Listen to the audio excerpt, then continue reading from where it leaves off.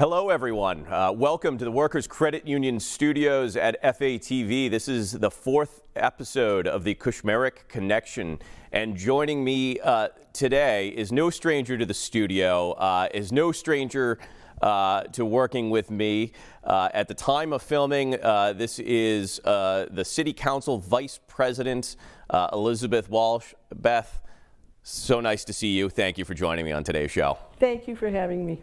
So you've been a Fitchburg State faculty member in criminal justice, a former school committee member, the Ward 6 City Councilor, and then Vice President of the Fitchburg City Council. A long time in public service serving this region. Well, and you know, Fitchburg is my home, and I think that's, you know, growing up, that's what we did as a family, and it just kind of carries on into adulthood. So. Yeah. Well, and it's carried into the FATV studios as well. That's right. I'm kind of the rookie at this. I should be taking notes from you, so I'm expecting the full critique after the airing of the show. I was going to say, don't let me turn the tables on you and start interviewing you. But that's okay. All right. We've done that before. We'll do it again. That's right. That's right. So I mean, we've known each other for a while at this point. Yes. I think I was probably 18 when we first met, maybe 17. It was right on the cusp there. I think it was Intro to Criminal Justice was the first class that I ever had you as a student. That's right. That's right. My freshman year at Fitchburg State. It brings me back. So I mean, you've been my professor, my advisor, my colleague. And then a counselor and fellow counselor. But I think back to being a writing associate for you in it was criminal law, right? Yes. Yeah. So there was this program at Fitchburg State that the English department had started, and it was called Writing Associates. And what they would do is take students who had taken the class before and allow them to, whatever the English class was, I think it was like Writing 2 or something. And they would have students who had excelled in that class come in and actually work as sort of a TA, but not with the full TA credentials. So there was no money involved, there was no grading involved. And I thought, well, what a great idea. So I taught intro to the legal process and then criminal law. So I would offer students who had done well in the class to come back and sort of assist the students in their legal research, and it worked out well. And I have a number of those people who are now state reps or attorneys, or and so I think I chose well. I will never forget, and I think that was the first time I'd ever had class on a Friday morning at 8 o'clock. I had somehow survived my entire Fitchburg State experience without an 8 a.m. on Friday, without a Friday course. I think my entire time through, and sure enough, 8 a.m., you're a morning person, I am not a morning person, and I think it was very clear I hadn't gotten a whole lot of sleep from the night before, and I thought, well, she'll be lecturing and lecturing to her students, and I'm the writing associate. I could just kind of fly under the radar. Wrong. You taught me a valuable lesson in my last semester of college, which was always expect the unexpected. And the moment you're not ready is the moment you're going to be called on. And I remember you looked at me and it was just that, oh, you should have been more ready. And you called me right up to the board to present on something. And that was the wake-up call I needed to walk into my career, which was always have a full night's sleep, always be ready, because the second you think you'll fly under the radar is the moments you'll be cast into the spotlight. As I recall, though, that when I did that to you, you rose to the occasion. So it was good practice, and I survived. You survived. Yeah. You did. So I remember too. I'd made it most of my way through my undergraduate experience. I was very proud at the time of having a 4.0 grade point average. Oh, no. And it was practice and procedures. I think it was that class. Was it policing? I think so. Yeah. And it was the first class I had ever not gotten a 4.0 in. It was a 3.5, and I remember just, aghast and came to you and, oh, what have I done? And you were like, well, you worked well enough to get a 4.0, but like, you got to be honest with yourself. You kind of phoned it in here. And I was like, what?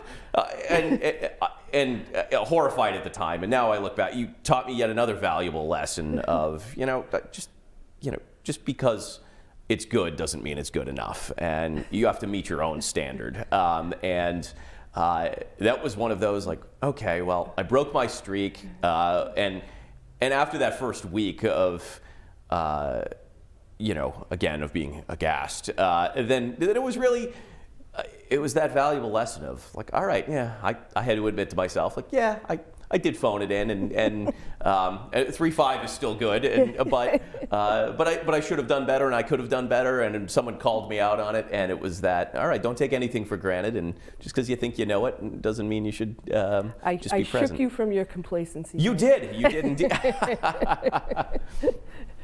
But it was fun. I think after I graduated, I was working at Fitchburg State, and then I had the opportunity to join you in a classroom once again for FAVE, a Fitchburg Anti-Violence Education Program. Yeah, and that was a great program at Fitchburg State, and they taught, and I talk about that in my classes now.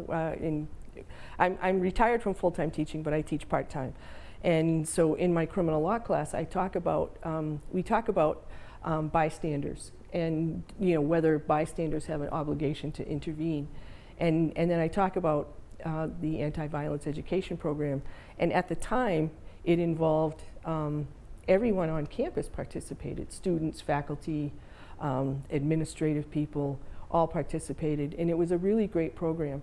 I think we don't have the grant funding that we had at that time, so it kind of went, there's still an anti-violence education program, but it's not the exact same program. It was one of the first of its kind, really, in the nation. Right. There were a couple of blueprints out there, but in terms of Massachusetts, we were among the first. I think it was Jeanette McMenemy who actually wrote or worked mostly on the grant, but then we were paired up as instructors, and I remember we would refer to it as the Beth and Mike show, or the Mike and Beth show, whichever one of us was talking about it at the time.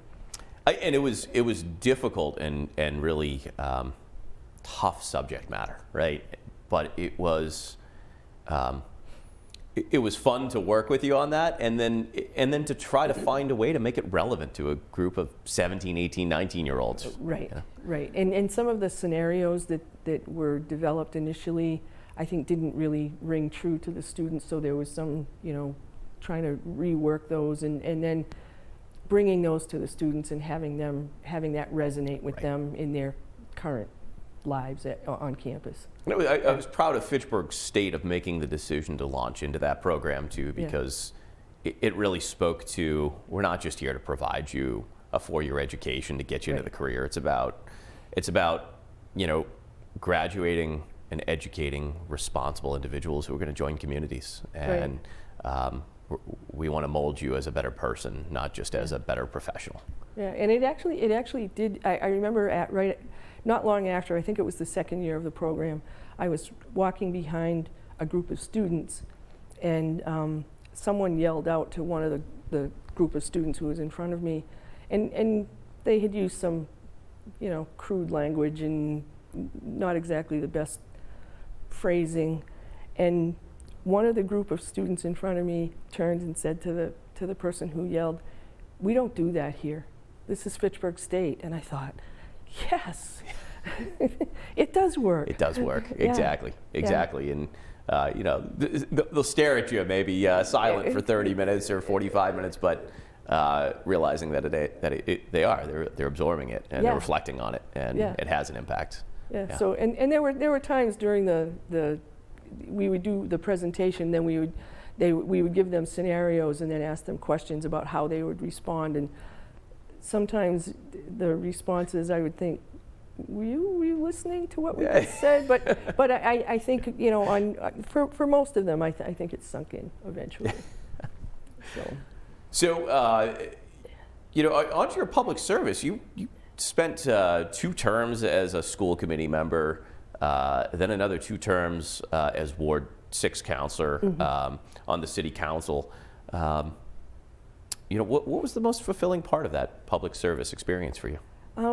Well, the funny thing is, I don't know if you remember this, but one night after some event, you were talking with Matt Bruin, and I think the 2 of you were talking about an opening on the school committee, and I happened to be standing there, and I said, "Oh, what would be involved in that?" And you said to me, "You should put your name in." And so I did, and that's kind of how I started in politics. So it's kind of like, I was the professor at Fitchburg State, and then it kind of flipped, and you got me involved in this kind of public service. So, so thank you. Well, it's been a good team. It's been a good team. Yeah. Yeah. No, so I think that that when I was on the school committee, it was a different kind of service. I think that we resolved or negotiated good contracts for all of the 7 different, I guess contract. I don't know what I can't even think of the name that you call it. The different contracts that we negotiate. There are 7 different bodies that are under contractual obligation, and I think we negotiated fair contracts, and I think that was in very tough times at the time.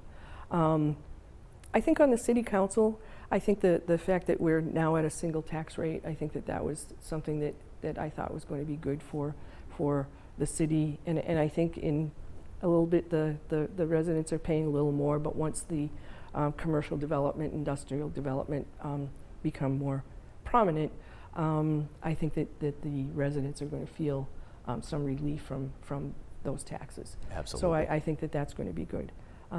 All of the commercial development on Main Street and throughout Fitchburg, new restaurants coming in, the Main Street overhaul, the Boulder Drive and Main Street, all of that I think is something that we should all be proud of, and I was glad to be a part of that. So 8 years, you've been engaged in a lot of different aspects of the growth and transformation of Fitchburg and setting it up for this next generation. And you just made the decision to, after nearly a decade of elected service to this city, to step away, and Derek Cruz will succeed you in Ward 6. Yeah, that was nice that he made it known that he was thinking of serving, and it was at a time when I was contemplating stepping aside. When I met Derek, I thought, I feel like Ward 6 will be in great hands with Derek Cruz. And it certainly will be. A ton of potential and talent, and excited to see his youth and exuberance. And no doubt he'll have a tremendous future on the Fitchburg City Council. That said, though your time on the Fitchburg City Council will come to an end, I understand that you have a new foray into public service. Well, I was going to step aside and go off and try to write a book with a friend of mine, a colleague at Fitchburg State, and an opportunity arose. So I'm going to be in end of January, I'm going to be working with Senator John Cronin's office and being their constituent director. Jake Simopoulos is going to move on to a different position within John Cronin's office, and so I'm going to step into his role and work with Senator Cronin, and I think that's going to be just as rewarding, kind of what you do at the city council level, but on a grander scale. Absolutely. So I'm really looking forward to that. I could not be more excited. Our paths will once again cross. That's right. We'll have the opportunity to continue working together. And I know that you'll be a tremendous addition to Senator Cronin's team, who's just already making such an impact on this region. Yeah. So, Beth, thank you for all that you've done for the city of Fitchburg, and look forward to working with you in this newest capacity. And I look forward to working with you in this capacity as well. Thank you. All right, we're going to take a quick break, and when we come back, we'll be with William Saladini, also known as Sal, and he is a Veterans Services Commissioner. We'll be right back.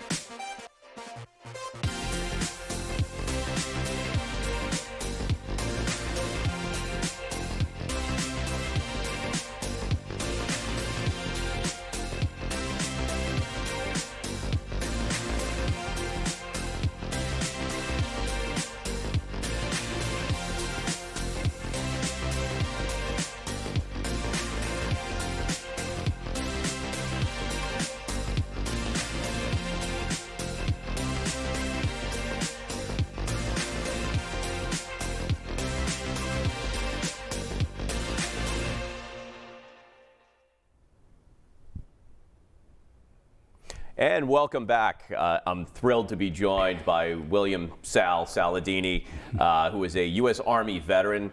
You served in the Vietnam War. You've been active on the Veterans Services Council. You're the current president. You're the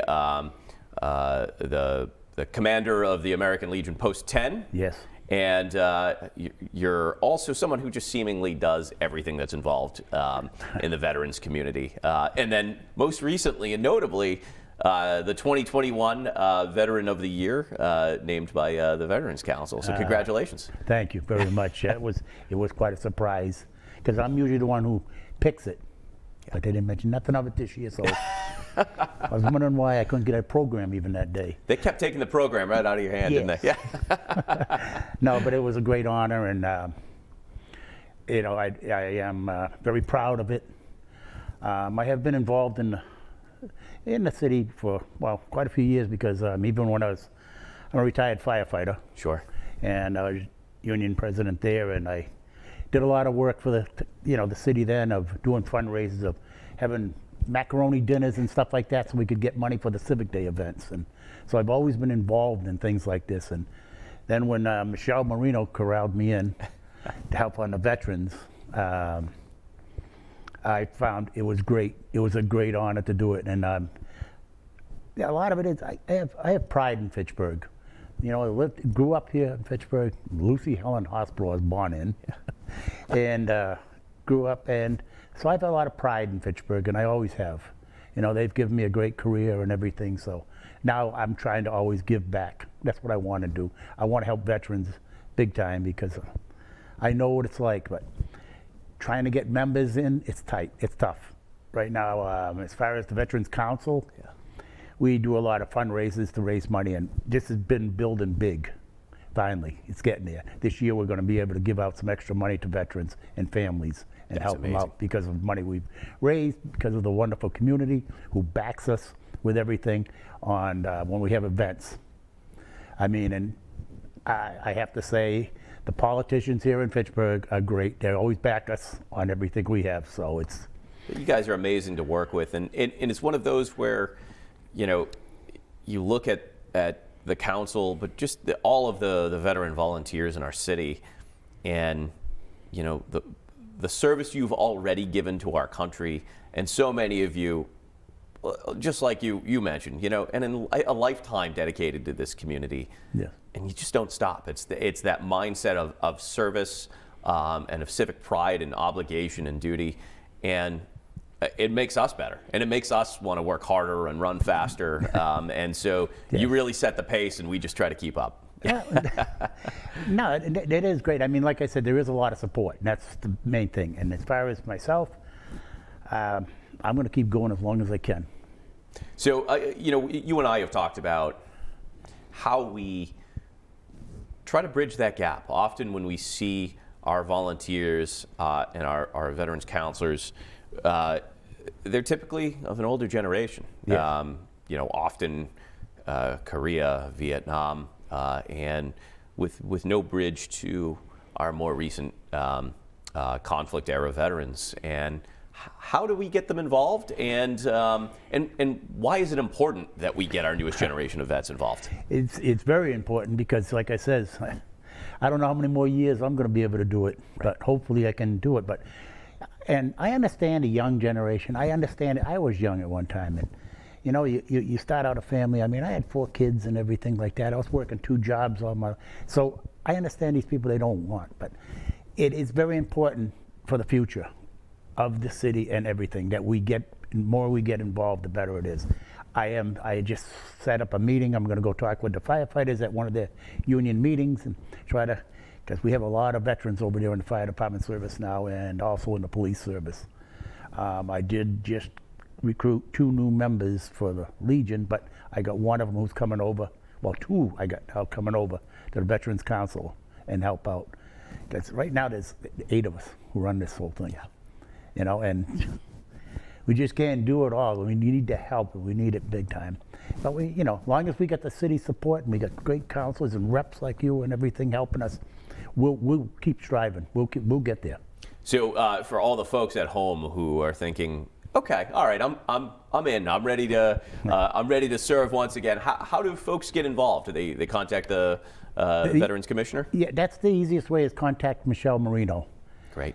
Because there again, we don't have a veterans center, so we don't have an office, no place so we can meet and and have things like this and have people contact us. So That's right. We have to go through Michelle, and I think that's one of Michelle Marino is a big hard fighter, and I am now still trying to get a veterans center here in Fitchburg. Yeah, it's so sorely needed. Yes, it is. Yeah. It is.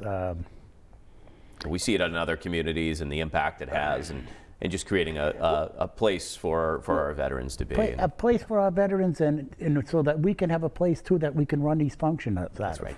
Absolutely. Instead of having to depend on other places and pay what we do, and cuts our margin down.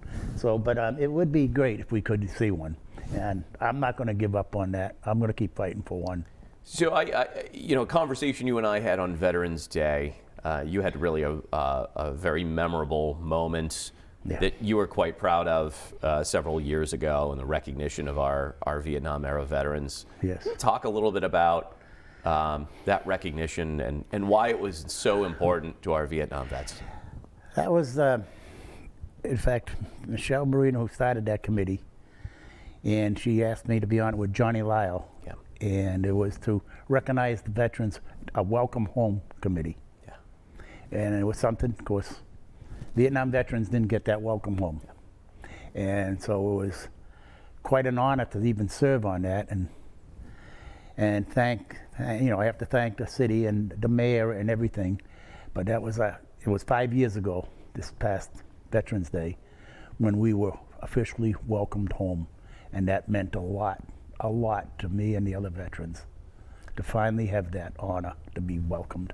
Yeah, that's powerful, and that's it's 45 years late in some cases, and it was so sorely needed. And to your same point about involving the younger generations, I can't help but think, while we civilians go about our daily lives, we go off to our jobs and our families. You veterans were away and on bases and battlefields and missing everything from childbirths to to birthdays and Yes. family funerals and all of the other special moments that we get to enjoy on a daily basis.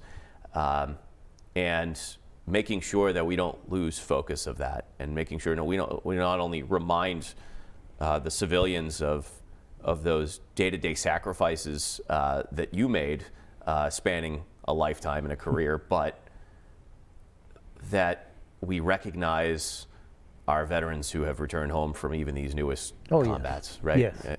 And these newest deployments, and there'll be many more generations of veterans to come. We need to make sure we continue doing the same thing of welcoming them home. Well, that's it. I think you could look at the Vietnam veterans who laid the groundwork for these veterans today, and the better reception they get when they come home now. That's right. Because they've seen what happened to us and everything. So people are accepted of that now, and so they recognize our veterans of today and the heroes they are. And we can't take it for granted, and we need to make sure that we have our newest generation step up and make sure that no one ever forgets their sacrifices either. That's right. That's right. So I guess, what do you see as the future for veteran services in the city of Fitchburg? Hopefully I see it as keep growing, and we do get a veteran center. That's right. I mean, as far as I'm concerned right now, and I know Michelle and Johnny Lyle and them, they're not going to give this up. No. They're going to keep fighting for everything. They're passionate, Yes, and very they're energized, and I've never seen them back down before, and I have no doubt that you won't back down this time either. No. And like I mentioned earlier, it's just the energy and the passion with which you all approach your work.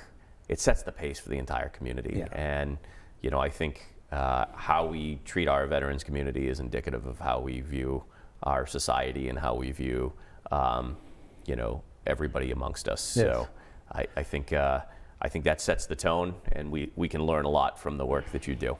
I thank you for that, and like I said, I'm not going to give up yet.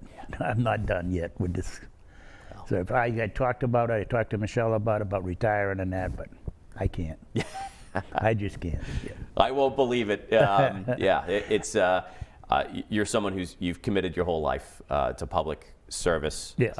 And to civic duty and obligation. You set the tone. And I hope not just our newest generation of veterans follow in your footsteps.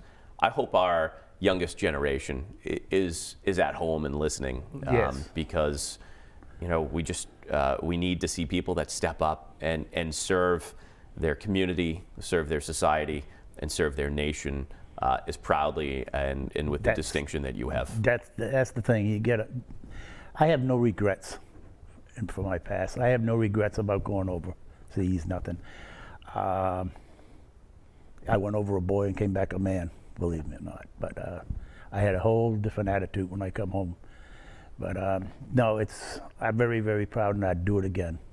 Sal, I wouldn't change a thing. We are a better nation because of you, and we're certainly a better city because of you. And so thank you for everything that you do. Thanks for coming on the show today. Thank you very much. I really appreciate it giving me a chance to try to get some people to help out and get into this organization. So if you're a veteran at home, or or close to a veteran of any generation or age or creed, please encourage them to reach out, contact the Veterans Commissioner in Fitchburg.